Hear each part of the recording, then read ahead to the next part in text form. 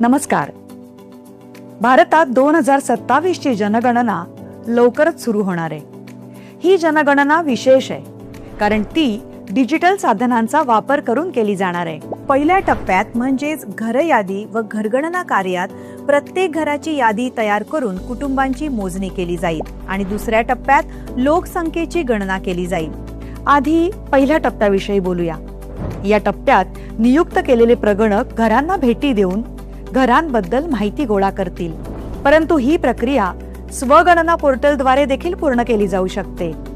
कुटुंब प्रमुख किंवा त्यांच्या वतीने कुटुंबातील कोणताही सदस्य पोर्टलला भेट देऊन आपल्या घराचे आणि संबंधित उपलब्ध सोयी सुविधांविषयीचे तपशील भरू शकतो.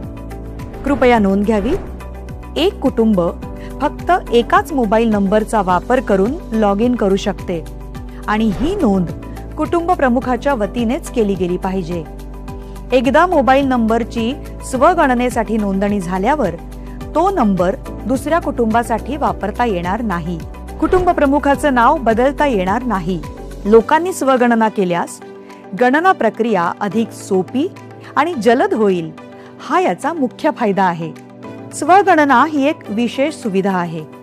ती त्या विशिष्ट राज्यात किंवा केंद्रशासित प्रदेशात घर यादी कार्य सुरू होण्याच्या 15 दिवस आधी उपलब्ध करून दिली जाईल. HLOच्या प्रक्रियेदरम्यान प्रत्येक रहिवाशाला एकूण अधिसूचित 33 प्रश्न विचारले जातील. महाराष्ट्रातील स्वगणनेचा काळ हा 1 मे ते 15 मे आहे. तसेच HLO प्रक्रियेचा काळ हा 16 मे ते 14 जून आहे. स्वगणना पोर्टलवर तपशील कसा भरावा? सर्वप्रथम SE पोर्टल उघडा.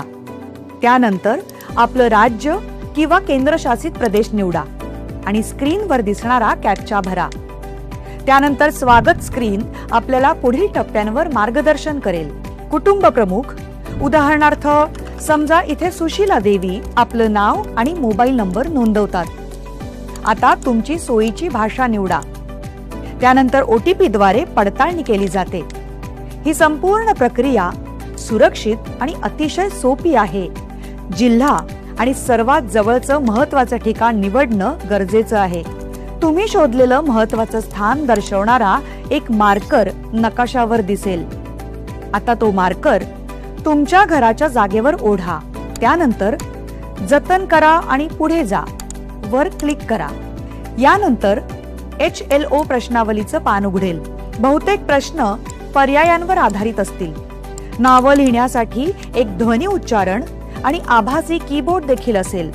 वारंवार विचारले जाणारे प्रश्न म्हणजेच FAQ आणि विशेष सूचना कोणत्याही शंकेचं त्वरित स्पष्टीकरण देतील.